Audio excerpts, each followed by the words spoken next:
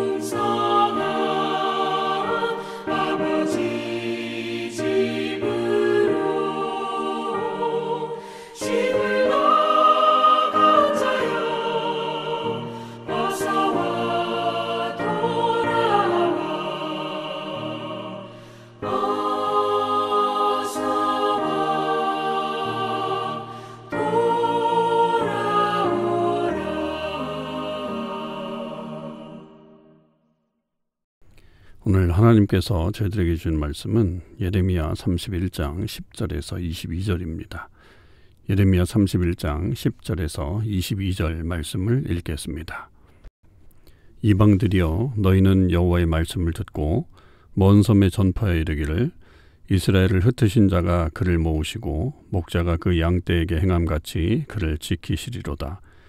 여호와께서 야곱을 구원하시되 그들보다 강한 자의 손에서 속량하셨으니 그들이 와서 시온의 높은 곳에서 찬송하며 여호와의 복 곧 곡식과 새 포도주와 기름과 어린 양의 떼와 소의 떼를 얻고 크게 기뻐하리라. 그 심령은 물된 동산 같겠고 다시는 근심이 없으리로다 할지어다. 그때 처녀는 춤추며 즐거워하겠고 청년과 노인은 함께 즐거워하리니 내가 그들의 슬픔을 돌려서 즐겁게 하며 그들을 위로하여 그들의 근심으로부터 기쁨을 얻게 할 것입니다. 내가 기름으로 제사장들의 마음을 흡족하게 하며 내 복으로 내 백성을 만족하게 하리라.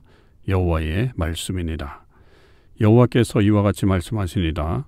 라마에서 슬퍼하며 통곡하는 소리가 들리니 라헬이 그 자식 때문에 애곡하는 것이라. 그가 자식이 없어져서 위로받기를 거절하는도다. 여호와께서 이와 같이 말씀하시니라.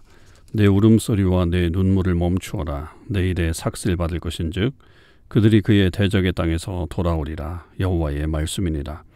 너희 장래에 소망이 있을 것이라. 너희 자녀가 자기들의 지경으로 돌아오리라. 여호와의 말씀이니라.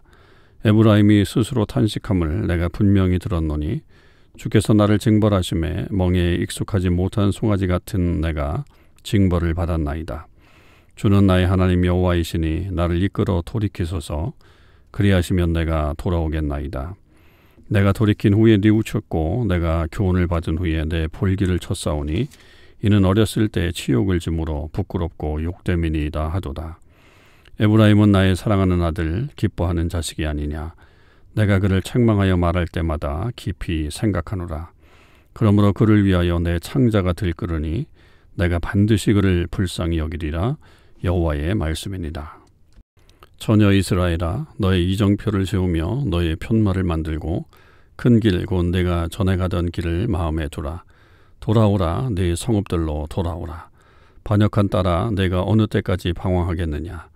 여호와가 새 일을 세상에 창조하였나니 곧 여자가 남자를 둘러싸리라. 아멘.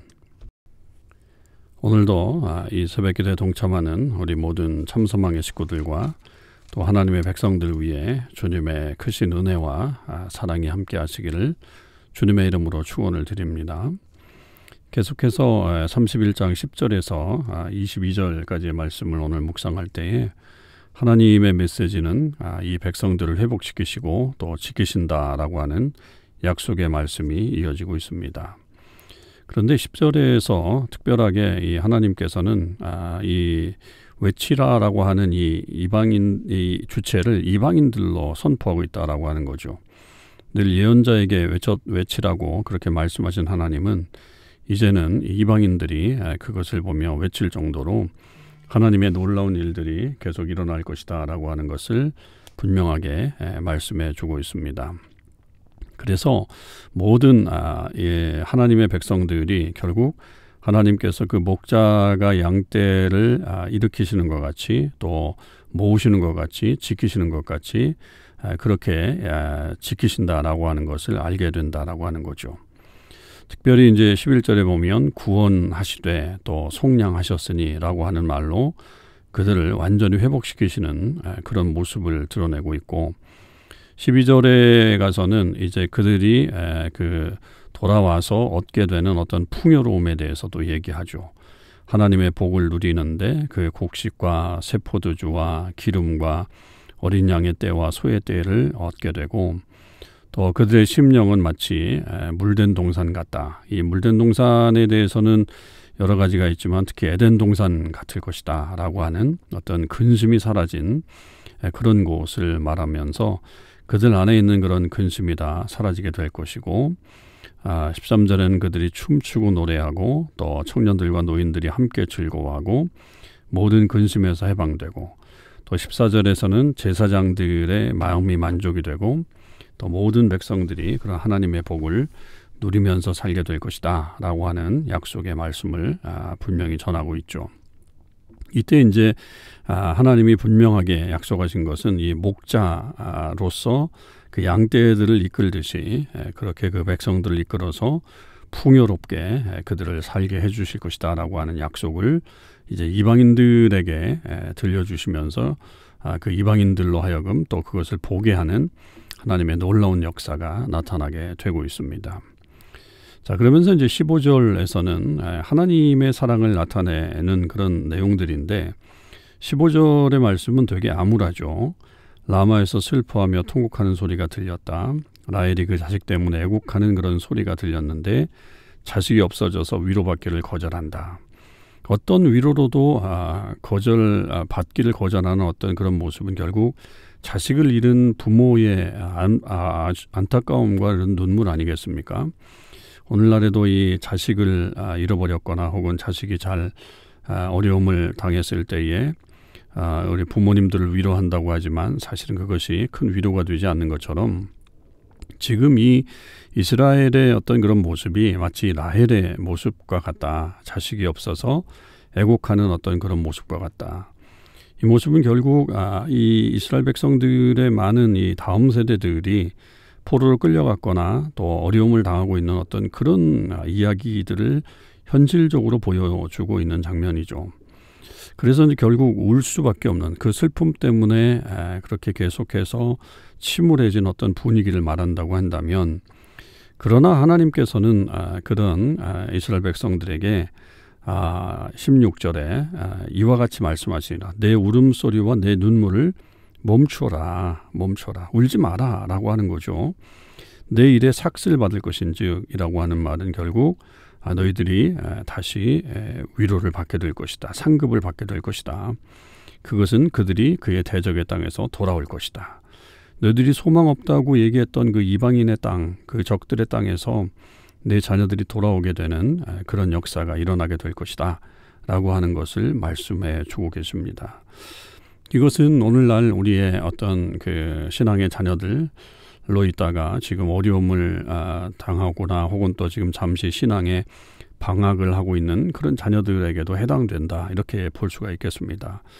우리가 그 부모님들이 그들을 위해서 울 때에 하나님께서 우리의 눈물을 거두시는 날이 올 것이고, 그들이 정말 그 대적의 땅에서 돌아오게 되는 그런 역사가 일어나게 될 것입니다. 하나님은 17절에 너의 장래에 소망이 있을 것이라. 너의 자녀가 자기들의 지경으로 돌아오리라. 그러니까 결국 이 슬픔이 변하여 미래의 소망이 될 것이다. 자녀들이 다 돌아올 것이니 걱정하지 말아라 라고 하는 것을 말하고 있습니다. 그러면서 이제 사람들의 어떤 그 이야기는 백성들의 그 말이 이제 들려지죠. 주님이 나를 징벌하셨다. 송아지 같은 익숙하지 못한 송아지 같은 내게 멍에를 매서 어렵게 했다. 그러면서 결국 그것을 뉘우쳤고, 어렸을 때의 어떤 그런 잘못된 그런 행동들, 어떤 청년이 혹은 또 어떤 젊은이가 그런 것을 회개하고 돌아오는 어떤 그런 장면들을 말하고 있죠. 그럴 때 이제 하나님께서는 20절에 그런 젊은이들, 그런 청년들, 결국 포로로 끌려갔던 다음 세대들에게 하시는 말씀, 에브라임은 나의 사랑하는 아들, 기뻐하는 자식이 아니냐. 내가 그를 책망하여 말할 때마다 깊이 생각한다. 하나님이 책망하시기도 하지만 그러나 늘 마음에 두고 있다. 그러므로 그를 위하여 내 창자가 들끓는다. 내가 반드시 그를 불쌍히 여길 것이다. 결국 하나님은 사랑으로 그들을 돌보시고 그들을 불쌍히 여겨서 다시 돌아오게 하실 것이다 라고 하는 것을 분명하게 선언하고 있습니다. 그래서 하나님이 그 자녀들을 결코 포기하지 않으시고 끝까지 사랑하신다라고 하는 것을 보여주고 있죠.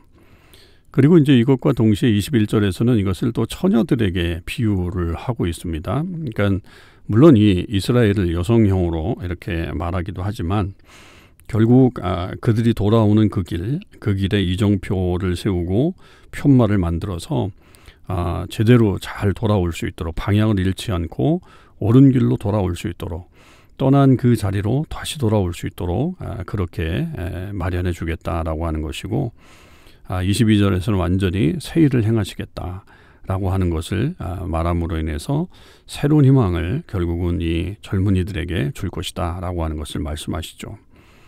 오늘 본문 전체를 통해서 결국 하나님의 이 놀라우신 사랑을 우리는 보게 됩니다. 하나님은 무엇보다도 목자처럼 우리를 인도하신다. 그래서 우리를 모으시고 지키시고 구원하시고 무엇보다도 우리에게 가장 좋은 것으로 만족하게 하시는 그런 은혜를 베푸시는 분이 하나님이시며, 우리에게 기쁨을 주시길 원하시는 분이 바로 우리 하나님이시다라고 하는 것을 알게 되고요. 또 다음 세대를 위해서 혹은 자녀들을 위해서 애곡하고 있는, 우리에게 희망이 없다라고 울고 있는 그 사람들에게 하나님은 다가가셔서 그들을 사랑으로 감싸주시고, 아니다, 너의 장래에 소망이 있다.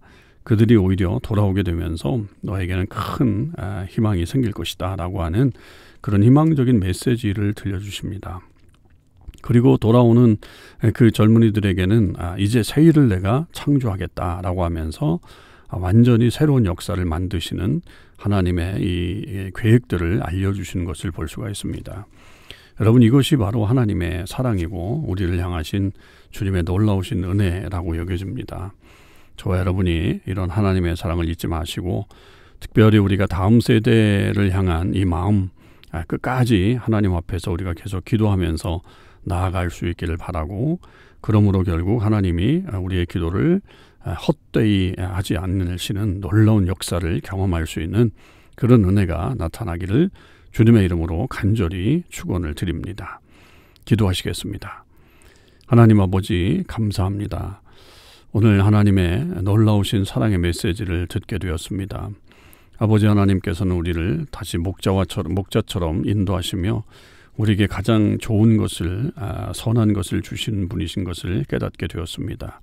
주님, 늘 그 목자의 음성을 듣고 순종하는 주의 사람들이 되게 하시고 우리가 늘 하나님 안에서 기쁨으로 살아갈 수 있도록 역사하여 주시옵소서. 혹여 우리가 우리의 자녀 세대들, 다음 세대를 향해서 안타까워하고 기도할 때에 주님 저희들에게도 위로를 주시옵소서. 그래서 우리의 장래에 소망이 있게 하여 주시고, 지금 길을 떠난 혹은 방황하고 있는 우리의 자녀들이 있다면 주님 그 자녀들을 속히 돌아오게 하는 놀라운 역사도 일어날 수 있게 하여 주시옵소서. 주님은 우리를 회복시키시고 또 새롭게 하시는 분이심을 믿습니다. 아버지 하나님, 그 사랑 안에 거할 수 있게 하시고 그 메시지가 오늘도 우리 가슴 속에 남아 하나님의 능력 안에 거하는 주의 사람들이 되게 하여 주시옵소서. 감사드립니다. 우리 주님 예수 그리스도의 이름으로 기도하옵나이다. 아멘. 성도 여러분, 오늘 하루도 주님의 은혜 안에서 승리의 삶을 사실 수 있기를 바랍니다.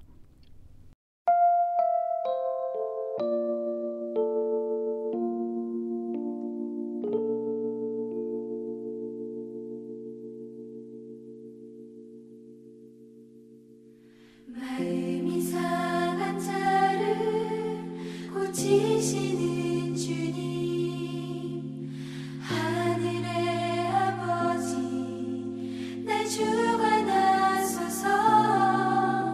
주의 길로 인도하사 자유케 하소서.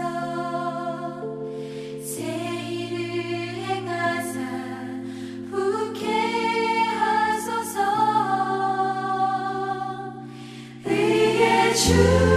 줄이고 목이 마르니 성령의 기름 부으소서. 의에 줄이고 목이 마르니 내 잔을 채워 주소서.